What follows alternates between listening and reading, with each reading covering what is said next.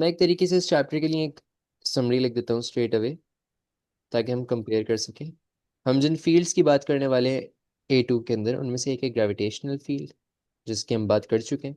फिर एक है हमारे पास इलेक्ट्रिक फील्ड, इलेक्ट्रिक फील्ड। एक है हमारे पास magnetic field, magnetic field. Magnetic field के ऊपर अभी फिलहाल हम बात नहीं करेंगे। हमारा अभी हम जिन दो चीज़ों को कंपेयर करने वाले हैं वो क्या होंगी, ग्रेविटेशनल और इलेक्ट्रिक फील्ड। ग्रेविटेशनल फील्ड के अंदर हम जिस चीज़ की बात कर रहे थे वो हमारे पास क्या था, हमारे पास कोई स्पेसिफिक एक मास था, ऐसा ही है? हम्म। सही है, मास था। और हमने ये देखा था ये ओनली अट्रैक्टिव है, ओनली अट्रैक्टिव, हाँ या ना? बिल्कुल। इलेक्ट्रिक फील्ड आज हम स्टार्ट करने वाले हैं और हम देखेंगे कि इलेक्ट्रिक फील्ड के अंदर जो क्वांटिटी जिसके बारे में हम बात करेंगे वो होगी हमारे पास चार्ज। हम मास की जगह किसके बारे में बात करने वाले होंगे, चार्ज के। चार्ज। ये क्या हो सकती है, अट्रैक्टिव भी और रिपल्सिव भी। किस तरह वो अभी हम देखते हैं, हमें आईजीसीएस से भी पता है बट हम फिर से दोबारा देख लेंगे। अट्रैक्टिव और रिपल्सिव, मतलब कोई स्पेसिफिक नहीं है। मैग्नेटिक फील्ड क्या है उसके ऊपर हम बाद में आएंगे, उन्हें हमारा बाद में चैप्टर आएगा। सबसे पहली चीज वो है कि इलेक्ट्रिक फील्ड की डेफिनेशन। अच्छा, मैं सिंस मैंने रिकॉर्डिंग अभी स्टार्ट की, मैं फिर बताता चलूँ। हम इलेक्ट्रिक फील्ड्स के दो पार्ट्स होते हैं हमारे पास। एक पार्ट जो एएस में पहले होता था और अब नहीं, अब A2 में शिफ्ट हो गया, और एक पार्ट A2 का इटसेल्फ है। तो हम अभी एएस वाले पार्ट की बात कर रहे हैं जो अभी रिसेंटली A2 में शिफ्ट हुआ है। और हम उसके यूनिफॉर्म, उसको हम यूनिफॉर्म कहते हैं, यूनिफॉर्म इलेक्ट्रिक फील्ड्स। A2 वाला जो पार्ट है वो नॉन यूनिफॉर्म इलेक्ट्रिक फील्ड्स है, उसके ऊपर हम बाद में बात करेंगे। अभी हम एएस वाले पार्ट की बात कर रहे हैं, सिर्फ और सिर्फ जो कि है यूनिफॉर्म इलेक्ट्रिक फील्ड्स। अच्छा, तो सबसे पहले इलेक्ट्रिक फील्ड इटसेल्फ क्या डेफिनेशन हो सकती है, क्या लगता है तुम्हें? डेफिनेशन क्या लगता है? जैसे हमने ग्रेविटेशनल फील्ड की डेफिनेशन लिखी थी तो हमने क्या बोला था, बोली थी उसकी डेफिनेशन?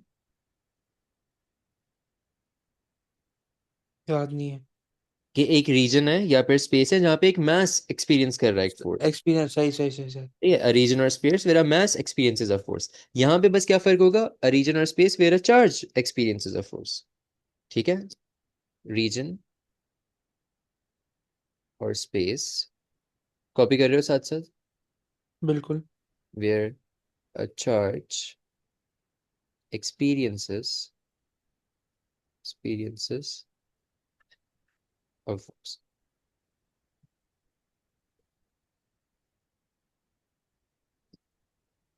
और एज ए सेड कि हमारे पास यहाँ पे क्या होगा, हमारे पास ये अट्रैक्टिव भी हो सकती है इलेक्ट्रिक फील्ड, अट्रैक्टिव, या फिर रिपल्सिव भी हो सकती है। देखेंगे अभी कैसे। और सिमिलरली ये इलेक्ट्रिक फील्ड स्टैटिक चार्जेस पे भी एक्ट करेगी और मूविंग चार्जेस पे भी करेगी। अगर कोई एक मूविंग चार्ज एक फील्ड के अंदर आ जाता है तो उसके ऊपर भी उस फोर्स अप्लाई होगी। कोई स्टैटिक चार्ज है, मतलब जो इक्विलिब्रियम के अंदर है, जो स्टेबल चार्ज है, उसके ऊपर भी वो अफेक्ट कर रही होगी ये electric field. Affects both static and moving charges, moving charges.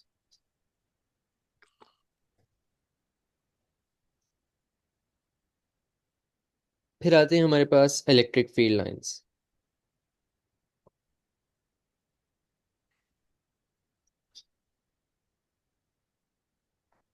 अब इलेक्ट्रिक फील्ड लाइंस की डेफिनेशन हमारे लिए ज़रूरी नहीं है।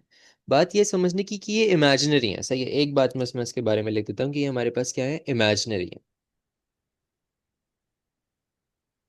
ये रियल में इस तरह नहीं होती, ज़ाहिर है हमें दिखती नहीं है इलेक्ट्रिक फील्ड लाइंस, बट हम हम्म। इसको एज्यूम इस तरह करते हैं कि हमें इनकी डायरेक्शन बताए। फॉर एग्जाम्पल, अगर मेरे पास एक पॉजिटिव चार्ज है तो इसकी इलेक्ट्रिक फील्ड लाइंस जो हम एज्यूम करते हैं, जो हम इमेजिन करते हैं, वो इस तरह से होती है कि वो कुछ इस तरह से होगी,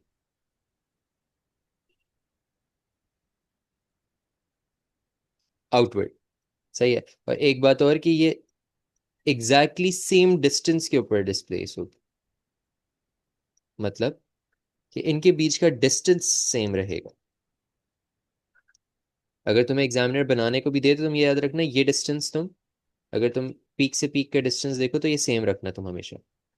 समझ रहे हो? या फिर अगर तुम यहाँ से डिस्टेंस देख रहे हो तो ये डिस्टेंस हमेशा सेम रखना, डिस्टेंस सेम होना चाहिए।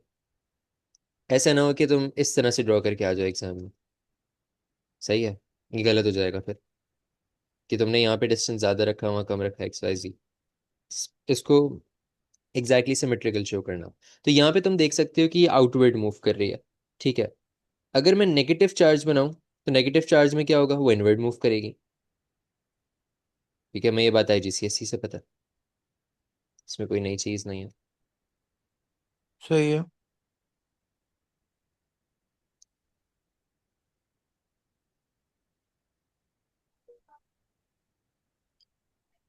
अच्छा, ये हो गया हमारे पास।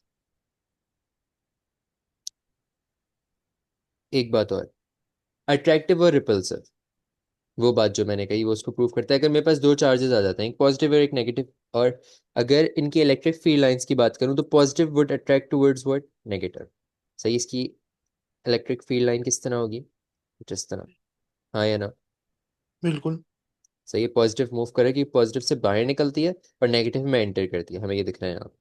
तो it would be something like this. ये एंटर कर रही होगी यहाँ से, यहाँ से भी, और यहाँ से भी। अभी अब जाहिर है बनाया नहीं मैंने डॉटेड है एक तरीके से, कि मतलब ये होगी ऑफ कोर्स। एक सिर्फ दो से तीन मैंने बना के दिखा दी। ये मेरे पास शो कर रहा है क्या, अट्रैक्शन। तो ये बात प्रूव हो गई कि हाँ, electric field can be what, it can be attractive. Repulsive अगर मुझे प्रूव करना है तो मैं लाइक दो लाइक चार्जेस ले लूंगा, फॉर एग्जाम्पल पॉजिटिव और पॉजिटिव ले लिया मैंने। अब पॉजिटिव और पॉजिटिव दोनों, देखो बात ये जो मैं आईजीसीएससी से पता होनी चाहिए वो ये कि अनलाइक चार्जेस जो होते हैं वो अट्रैक्ट करते हैं। सही है, मैं ये लिख देता हूँ, अनलाइक चार्जेस अट्रैक्ट, यानी पॉजिटिव और नेगेटिव या नेगेटिव और पॉजिटिव अट्रैक्ट। और लाइक चार्जेस क्या करेंगे, रिपेल। मतलब कि रिपेल। नेगेटिव नेगेटिव होगा तो वो भी रिपेल करेगा, पॉजिटिव पॉजिटिव होगा तो वो भी रिपेल करेगा। Like charges repel. बहुत बेसिक कॉन्सेप्ट है, बहुत इजी क्लास है आज की तो। अच्छा, ये कुछ इस तरह चला जाएगा, ये कुछ इस तरह चला जाएगा, जाहिर है ये इस तरह चला जाएगा, मतलब ये बेसिकली अवॉइड करेगा कि ये इसके पास जाए, इस चीज़ को अवॉइड करेगा। सिमिलरली ये नीचे चला जाएगा, ये भी नीचे। तो बेसिकली यहाँ पे एक पॉइंट बन जाएगा हमारे पास, एक नल पॉइंट जहाँ पे कोई फील्ड नहीं होगी। यहाँ पे कोई फोर्स एक्ट नहीं कर रही, समझ रहे हो? बिल्कुल। सिमिलरली अनलाइक के अंदर क्या होगा, बस एज ए मतलब नेगेटिव में क्या होगा, सारे के सारे ये अंदर आ रहे होंगे, तो ये अंदर आ रहे होंगे बस। ठीक है, मतलब एरो की डायरेक्शन फ्लिप हो जाएगी। मैं इसको बना नहीं रहा, बस मैं तुम्हें बस ये बात दिखा रहा हूँ बना के। ये सबके सब क्या होंगे, अंदर आ रहे होंगे, यहाँ पे अगेन कोई एम्प्टी स्पेस है, कोई फोर्स एक्ट नहीं कर रही। ठीक है। सही। अच्छा, आगे चलते हैं, बात करते हैं जरा इलेक्ट्रिक फील्ड स्ट्रेंथ की। एक और इम्पोर्टेंट सब टॉपिक है ये।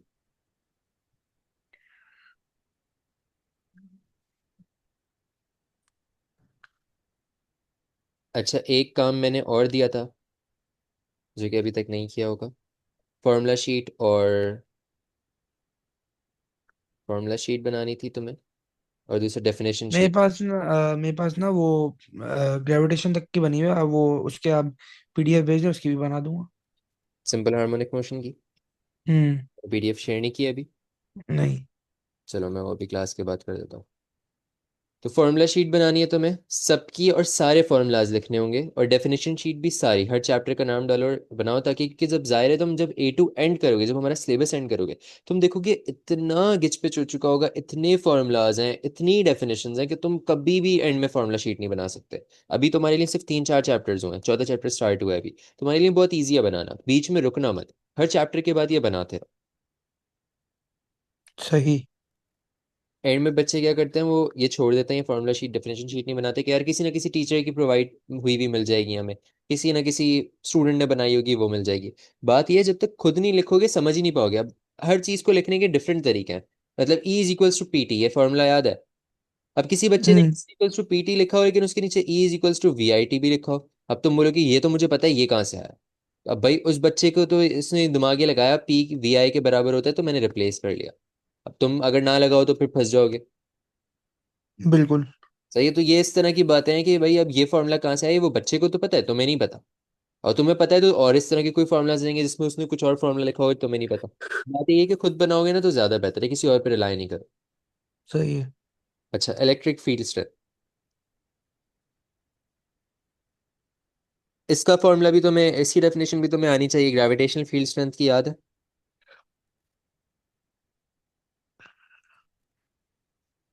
ग्रेविटेशनल फील्ड स्ट्रेंथ की। हम्म। मैं एक मिनट खोल लूँ, आपको बताता हूँ। नहीं नहीं, देख के बतानी हो तो मैं भी बता सकता हूँ। याद है? नहीं, याद नहीं है।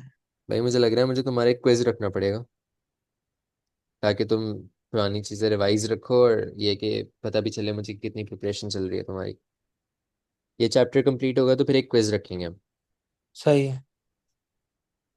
अच्छा, बेसिकली हम ग्रेविटेशनल फील्ड स्ट्रेंथ के लिए बोलते थे force experience per unit mass. ठीक है, F/m, सही है। सही है, क्योंकि A is equals to F over M, हम इसके लिए, और जहाँ पे ये एक्सेलरेशन क्या होता था, एक्सेलरेशन ड्यू टू ग्रेविटी हमारे पास होता था। ग्रेविटी होती थी। यहाँ पे बात ये है कि हम बोलेंगे फोर्स एक्सपीरियंस्ड पर यूनिट चार्ज। ठीक है, मास की जगह हमारे पास यहाँ पे क्या है, चार्ज। फोर्स मतलब सारी डेफिनेशन सेम है, सब कुछ सेम है, फॉर्मूला सेम है, बस एम की जगह क्या यूज कर रहे हो तुम, चार्ज यूज कर रहे हो। और बात यह है कि फोर्स का भी ज़ाहिर फॉर्मूला इसलिए डिफरेंट हो जाएगा, वो हम जरा आगे जाके देखेंगे, वो नॉन यूनिफॉर्म में देखेंगे। यूनिफॉर्म के अंदर तो अभी सिंपल है, स्ट्रेट फॉरवर्ड। अच्छा, तो फोर्स एक्सपीरियंस्ड, एक्सपीरियंस्ड पर unit charge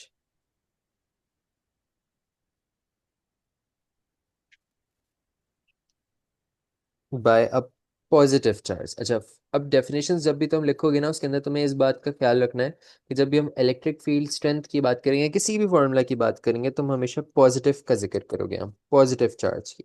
force experience per unit charge by a positive charge, positive charge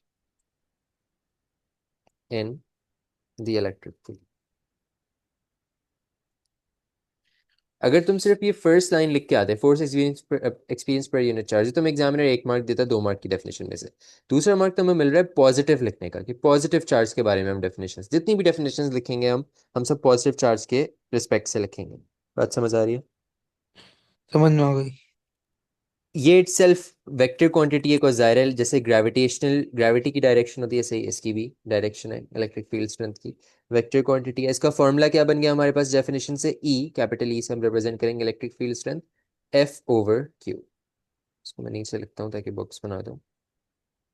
force पर यूनिट चार्ज, ये आ गया इसका फॉर्मूला, कोई इशू इसमें? नहीं। तो एक फॉर्मूला और होता है हमारे पास, और वो फॉर्मूला होता है with respect to the voltage. और with respect to the voltage हम उसको बोलते हैं V over D, voltage over. Basically यहाँ वोल्टेज ये पोटेंशियल डिफरेंस बताता है। हम एक क्वेश्चन देखेंगे, उसके अंदर मैं तुम्हें बताऊंगा ये वोल्टेज हम यूज किस तरह करते हैं, और डिस्टेंस किस तरह यूज करते हैं। ये तो प्रीटी सिंपल है, फोर्स और चार्ज की बात हो रही है। यहाँ वोल्टेज और डिस्टेंस कहाँ से आया, किस तरह यूज करते हैं, वो तुम्हें एक क्वेश्चन से बताऊंगा।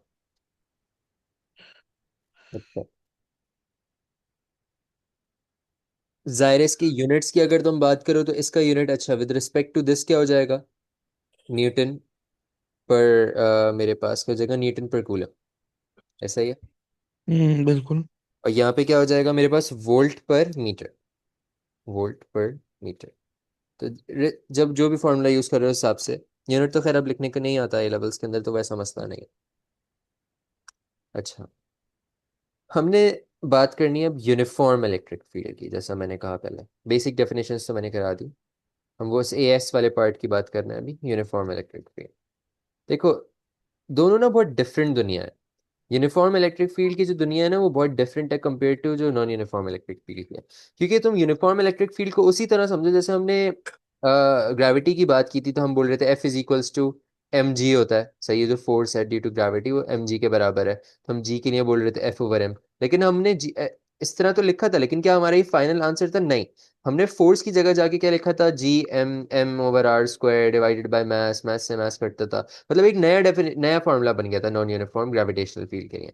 यहाँ पे भी कुछ इसी तरह से मामलात होंगे, हम ये बेसिक फार्मूलाज यूज नहीं करेंगे। बहरहाल अभी यूनिफॉर्म के लिए हम ये बेसिक फार्मूलाज पे स्टिक करेंगे। दिखाता हूँ कैसे।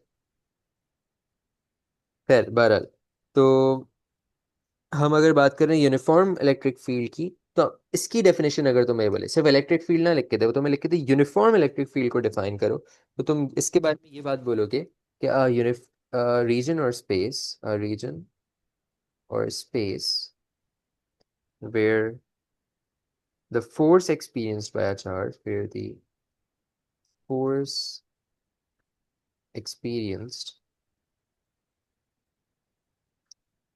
by a charge is constant, by a charge is constant, मतलब वो फोर्स चेंज नहीं होती, वो फील्ड में कहीं पे भी मौजूद हो उस पे सेम टाइप की फोर्स लग रही है, सेम अमाउंट ऑफ फोर्स लग रही है। ये बात समझ आ रही है? At any point in the field, at any point in the field. Non uniform में ऐसा नहीं होगा, वो हम बाद में देखेंगे। लेकिन यूनिफॉर्म में क्या है कि अगर मेरे पास लेट्स से ये फील्ड है, तो ये पूरी मेरे पास एक फील्ड आई हुई है, सही है, यूनिफॉर्म इलेक्ट्रिक फील्ड। ये मेरे पास एक चार्ज है जो कि यहाँ पे एग्जिस्ट कर रहा है, चार्ज एज एन इलेक्ट्रॉन, क्योंकि इलेक्ट्रॉन और charge, electrons are basically charge carriers, तो मैं इलेक्ट्रॉन कंसिडर कर रहा हूँ। एक इलेक्ट्रॉन यहाँ है, या एक इलेक्ट्रॉन यहाँ है, या इलेक्ट्रॉन यहाँ है, इस पे सेम अमाउंट ऑफ फोर्स लग रही होगी इन तीनों के ऊपर। समझ आ रही है? अगर ये सिमिलर इलेक्ट्रॉन्स है, सेम चार्ज कैरी कर रहे हैं। सही। ये मेरे पास यूनिफॉर्म की खास बात है कि चार्जेस, जो फोर्स एक्सपीरियंस हो रही है वो कांस्टेंट। अच्छा,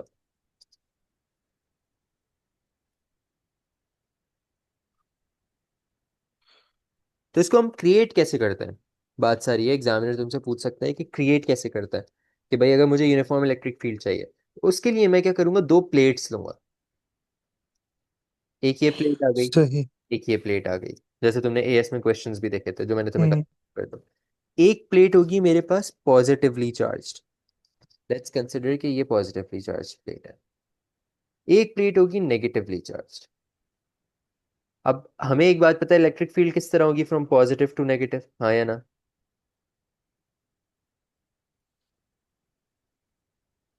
हाँ भाई, पॉजिटिव टू नेगेटिव होगी ना इलेक्ट्रिक फील्ड। हाँ, फिर पॉजिटिव टू नेगेटिव होगी। हमें ये सिर्फ यही नहीं करना, हमें ये करना है कि मुझे इनके अक्रॉस, इन प्लेट्स के अक्रॉस पोटेंशियल डिफरेंस देना है, मतलब इस प्लेट का एक स्पेसिफिक पोटेंशियल होना चाहिए, वोल्टेज होना चाहिए इस प्लेट पे।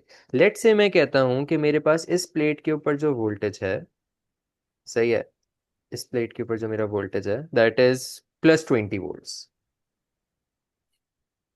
और इस प्लेट पे मैं लेट से अज्यूम करता हूँ कि मेरे पास कितना है, -20 वोल्ट्स। तो मेरे पास पोटेंशियल डिफरेंस क्या हुआ, 20।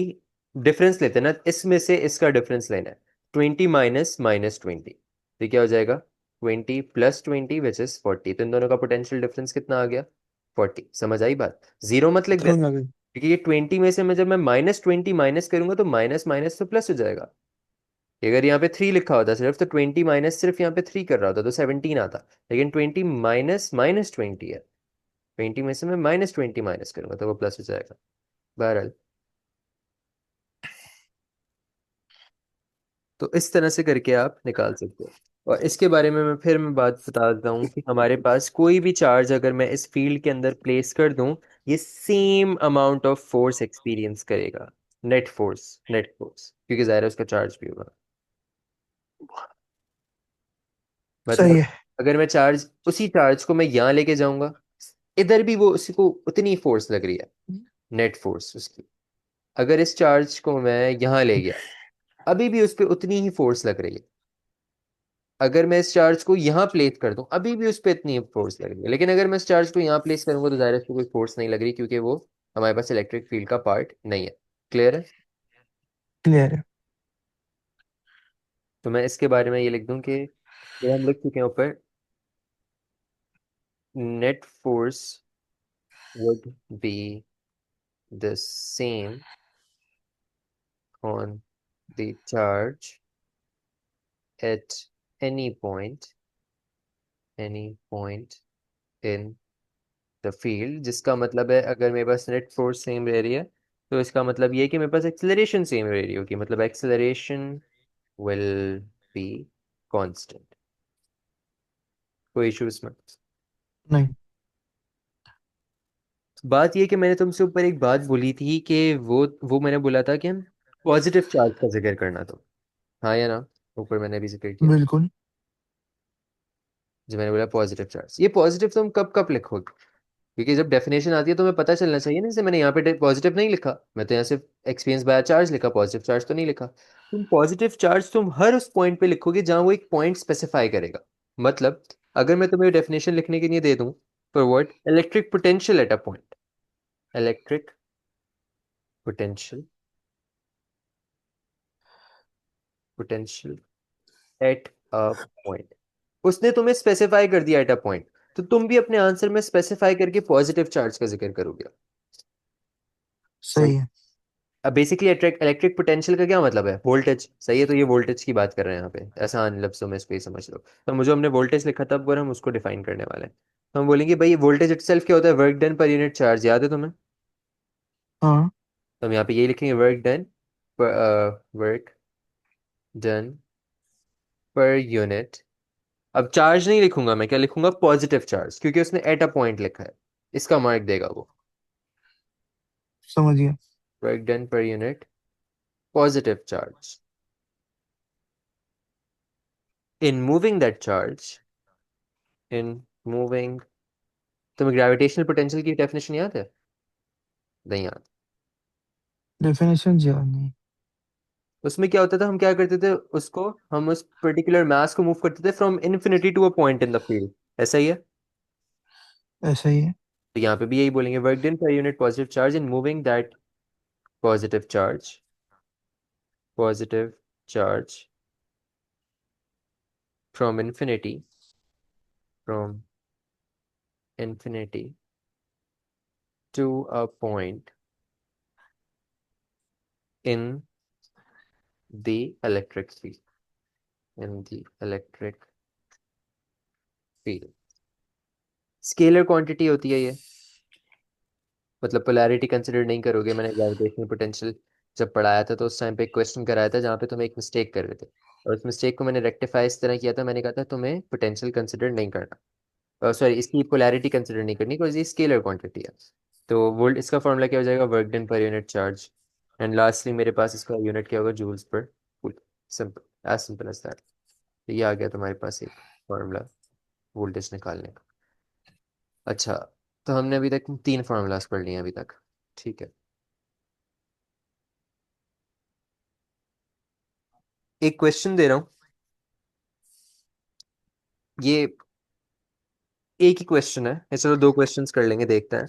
बस ये दो क्वेश्चंस कर लो और आज के लिए ऑफ है। हम नेक्स्ट क्लास के अंदर non uniform electric field start करेंगे। यूनिफॉर्म इलेक्ट्रिक फील्ड बस इतना सही था, कुछ भी नहीं है इसके अंदर। क्वेश्चन में मेरे पास ए पार्ट है, find the electric field strength, electric field strength. और मैं तुम्हें ये बना के दे रहा हूँ कि मेरे पास एक प्लेट ये है, एक प्लेट ये है। प्लेट्स मैंने तुम्हें बना के दिखाई थी पहले भी किस तरह होती हैं। अब मैं तुम्हें बता देता हूँ, यहाँ पे ये +20 वोल्टेज है, यहाँ पे लेट्स से -20 वोल्टेज है।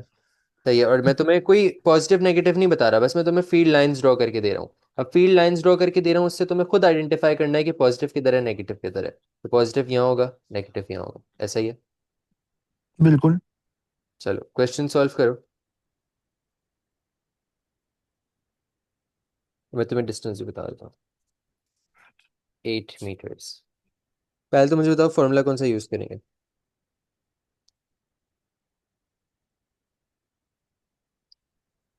ऊपर वाला। ये work done per unit charge. नहीं नहीं, इट्स ऊपर वाला। कौन सा वाला? हमारे आपने डिस्टेंस बता दिया ना।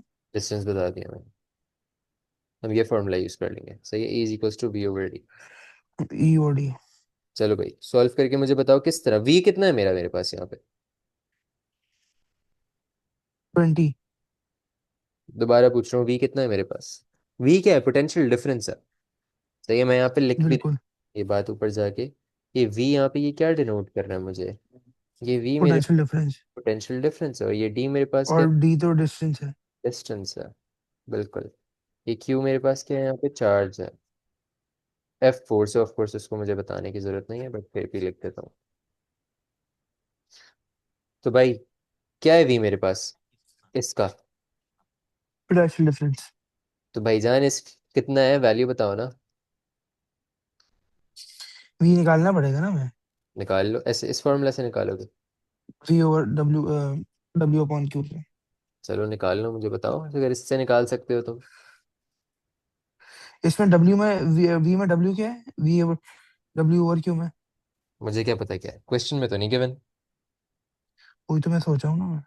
चार्ज तो है हमारे भाई पास पोटेंशियल 20। डिफरेंस किसे कहते हैं? एक पोटेंशियल माइनस दूसरा पोटेंशियल, दोनों का डिफरेंस ले लो। तो ये ये भी तो 40 हो जाएगा। बस यही है। वी पे यहाँ तुम पोटेंशियल डिफरेंस डालोगे, 20 माइनस माइनस 20 डिवाइडेड बाई 8, यानी कि 40/8। तो 5। 5, खत्म हो गई बात। बस। बस। नहीं वैसे इसमें वी में डब्ल्यू क्या है।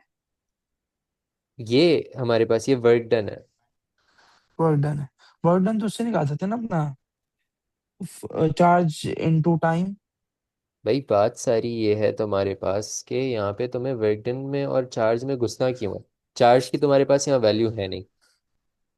सही है, तुम्हें तो सिर्फ इलेक्ट्रिक बिल्कुल। फील्ड स्ट्रेंथ, क्योंकि यहाँ पे कोई चार्ज एग्जिस्ट ही नहीं कर रहा है, तुम्हें तो सिर्फ इलेक्ट्रिक फील्ड स्ट्रेंथ चाहिए प्लेट्स के बीच में। हम्म। ठीक है, तो ये तुम्हारे पास 5 आ गया। यूनिट क्या होता है इसका? यूनिट तुम्हें याद ही नहीं होगा, लेकिन मैंने ऊपर बताया था, वोल्ट्स पर मीटर। हम डेफिनेशन से ही देख लेंगे, वोल्टेज और यहाँ मीटर। वैसे मैंने अभी देखे थे पांच पेपर्स ये ग्रेविटेशन के, तो हम्म, उसमें यूनिट तो आंसर में लिखा हुआ था लिखा हुआ ही होता है, हर दफा लिखा होता है। पहले से। हाँ बिल्कुल लिखा होता है, लेकिन अगर तुम मल्टीपल चीजें निकाल रहे हो फिर क्या करोगे? अगर तुम्हें इसके साथ ये पॉइंट। आगे कोई और चीज भी करनी है तो वहां पे सिर्फ 5 लिखोगे, तो एग्जामिनर उस पर क्वेश्चन कर सकता है ना तुम्हें कि 5 के साथ तुमने यूनिट क्यों नहीं लिखा, इवन दो वो नहीं करता, पॉइंट पॉइंट। बट स्टिल वो कर सकता है। तुम्हारी स्क्रिप्ट बिल्कुल। या भी नहीं आई स्क्रिप्ट? हेलो। स्क्रिप्ट आ गई नहीं तुम्हारी? स्क्रिप्ट नहीं है, स्क्रिप्ट नहीं है। अच्छा। बी पार्ट इस क्वेश्चन का मैं तुम्हें दे रहा हूँ कि draw a labelled graph, draw a labelled graph of V against distance, distance for a charge that moves from, for a charge that moves from plate x to y। तो मैं तुम्हें इसमें लेबल कर देता हूँ, ये प्लेट x है, ये प्लेट y है। चलो भाई, एक चार्ज है जो ये आया है यहाँ पे और वो मूव करते हुए जा रहा है यहाँ पे। तुम्हें ग्राफ बनाना है बेसिकली किसका? v और d का, मतलब वोल्टेज और टाइम, सॉरी वोल्टेज और डिस्टेंस का। वोल्टेज डिस्टेंस कैसे बनाओगे भाई ये ग्राफ? कैसे? डिस्टेंस तो सेम है। सही है। Distance start distance. सेम नहीं है ना, यहाँ तो लेट से तुम 0 मीटर कंसिडर करोगे जब स्टार्ट हो रहा है, यहाँ तक आते हुए 8 मीटर, मतलब कि स्टार्ट हो 0 से करेगा आते आते 8 मीटर तक आएगा। लेट बिल्कुल। से ये 8 मीटर है, सही है, तुमने लेबल भी कर लिया। किस तरह बनाओ? हम्म। 0 मीटर पे क्या पोटेंशियल है? बस सीधी लाइन बना देंगे। यूं? 20 से, हाँ। गलत। जब 0 मीटर पे क्यों। था उसका पोटेंशियल कितना है? 20 वोल्ट्स। जब वो 8 मीटर क्रॉस करके बिल्कुल। आ गया, -20 वोल्ट्स। हाँ या ना? तो बिल्कुल। स्टार्ट तुम करोगे 0 पे, जब है डिस्टेंस 0 है तो वो 20 वोल्ट्स है। जब 8 मीटर तक आ चुका है वो, तो उसका डिस्टेंस कितना है? -20। हम देखो ना, जब उसने स्टार्ट 0 पे तो उसका, 20 से -20 तक सीधी लाइन बना देंगे। हाँ, कर्व तो नहीं बनेगा। कर्व नहीं होगा, स्ट्रेट लाइन होगी, क्योंकि कांस्टेंट है। कर्व होता अगर ये कांस्टेंट ना होती, ये यूनिफॉर्म इलेक्ट्रिक फील्ड ना होती, तो ये लाइन हम्म। सही कुछ स्ट्रेट लाइन है, खैर ये बनने की फिर इस तरह। ठीक है, तो ये स्ट्रेट लाइन एक आ गई तुम्हारे पास। अच्छा, अब बात ये है कि ये सिमेट्रिकल होनी चाहिए थी, तो मैंने इसको सिमेट्रिकल नहीं बनाया, तो इसको सिमेट्रिकल बनाता हूँ मैं ज़रा।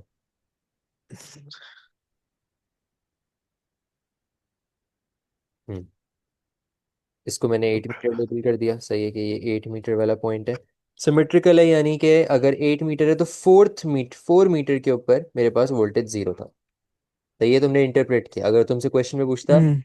Eight which distance is the voltage 0, तो तुम बोलोगे the potential difference 0, the charge experiences no oh, voltage, that तो 4 मीटर के ऊपर तुम ये बोलोगे। अच्छा, सी पार्ट मैं तुम्हें दे रहा हूँ। इस क्वेश्चन का। A 2 kg mass of charge, 2 kg mass of charge, 3 coulomb is is released from plate X, from plate X. Find the velocity, find the velocity with which, ये past paper question है by the way, with which it hits plate Y. It hits plate Y. Ignore gravity and air resistance. Pass paper question है, इसका C part कर रहे हैं हम। सही है, हमने पहले ए पार्ट किया बेसिक, बी पार्ट किया वो भी बेसिक, सी पार्ट थोड़ा सा मुश्किल है लेकिन तुम कर सकते हो। करो भाई, कैसे करोगे? तुम्हें 2 मिनट दे रहा हूँ सोचने के लिए। A 2 kg mass of charge 3 coulombs is released from the plate X. Find the ये क्या लिखा value find the velocity. find the velocity within the with which at which it hits plate Y. plate Y. Ignore Ignore gravity gravity and air and air resistance. resistance. सही है।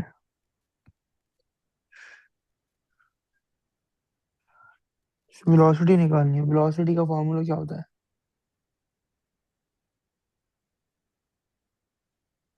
Distance into time, displacement upon time या distance upon time.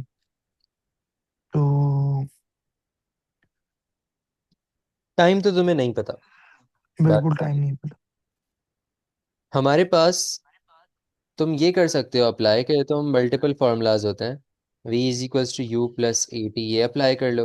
s is equals to U T plus half A T square, ये apply कर लो। v square is equals to U square plus two A S, ये है। ये तीन में से कोई भी एक अप्लाई कर सकते हो। सही है, हम बेसिक फार्मूला जो तुमने अभी बोला, speed is equal. v is equal to U plus A T तो नहीं हो सकता, उसके अंदर टाइम नहीं है। s is equal to U T plus half A T square भी नहीं हो सकता, उसके अंदर टाइम है। और v is equal to U V square is equal to U square plus two A S हो सकता है। वही ऑप्शन बचा है। क्योंकि देखो रिलीज कर रहा है वो प्लेट एक्स, उसको थ्रो नहीं कर रहा हम्म। है, इसका मतलब इनिशियल वेलोसिटी मेरे पास क्या है? जीरो। तो zero. Square is equals to U square plus two into distance, तुम्हें पता है कितना है? हम्म। एट। 8 मीटर्स है। एक्सेलरेशन तुम्हें नहीं पता। एक्सेलरेशन तुमने कहा। 9.81 नहीं होगी? नहीं, उसने बोला इग्नोर ग्रेविटी। इग्नोर ग्रेविटी, हाँ। अगर ग्रेविटी इग्नोर नहीं करना तो एक तुम्हें अपनी एक्सेलरेशन निकालनी पड़ेगी, और अभी हमने पहले पढ़ा कि एक्सेलरेशन कांस्टेंट है इसके अंदर। तो ये पूरी बिल्कुल। फील्ड के अंदर, तो मतलब तुम कुछ करके इसकी एक्सेलरेशन निकालो जो पूरी फील्ड में कांस्टेंट रहेगी। कैसे निकालें भाई वो एक्सेलरेशन, कैसे निकालें? Acceleration change in velocity upon time. तो एक्से वेलोसिटी तो है ही नहीं ना, वेलोसिटी तो फाइंड करनी है। हाँ, टाइम भी तो नहीं है। टाइम नहीं, तो जैसे जैसे तुमने ये दो चीजें कट आउट कर दी हैं, तभी हम ये हाँ, पढ़। बिल्कुल। हम अगर यूज इसकी साइमल्टेनियस भाई, इक्वेशन भी नहीं बना सकते आपके ना। पास मेरे भाई, आपने फर्स्ट पार्ट में क्या निकाला था? Electric field strength. अगर आप इलेक्ट्रिक फील्ड स्ट्रेंथ के इलेक्ट्रिक फॉर्मूलाज देखो, तो हमने वी ओवर डी वाला फॉर्मूला यूज किया था, लेकिन वी हमने एक और डी बात और इस्तेमाल बोली कर थी, सकते हैं। ये और किसके बराबर होता है? फोर्स ओवर चार्ज के। Force over charge is equal to, हमें मास दिया हुआ है, उसको एमए में तोड़ देंगे। बिल्कुल। अगर मैं फोर्स की जगह एम ए डाल दूं यहाँ पे, सही है, एम टाइम्स ए, तो मेरे पास अब मास भी है, मेरे पास चार्ज भी है, मेरे पास इलेक्ट्रिक फील्ड स्ट्रेंथ भी है, जो मैंने ए पार्ट में निकाली है। इलेक्ट्रिक फील्ड ए पार्ट में निकाली थी, ए सही है। पार्ट में निकाली थी, 5 आई थी ये इलेक्ट्रिक। सही है। तो अब सिंपली मैं क्या फाइव। करता हूँ, मैं यहाँ पे इनपुट कर दूंगा, सही है। Five to the ten, ten upon three. Plus मेरे पास 2 है, थ्री मल्टीप्लाई आ जाएगा। 10 3। आ जाएगा। क्या आया तुम्हारे पास? 10 डिवाइडेड बाय 3 क्या होता है? नहीं नहीं नहीं नहीं नहीं नहीं, क्या क्या गलत किया मैंने। ये 15 टू है डिवाइडेड ना बाई आपका? 2 इज इक्वल्स टू ए। तो ये 15, 15 डिवाइडेड बाय 2। 7.5 मीटर पर सेकंड स्क्वायर। 7.5 आ जाएगा, अब सही है। तुम्हारे पास ये 7.5 आ गया, तो तुम अब इस ए की जगह क्या डाल सकते हो? 7.5, तो तुम बोलोगे V square two is multiply by 8 multiply by 7.5, 120। 120 का रूट ले लेंगे। 120 का रूट ले लो।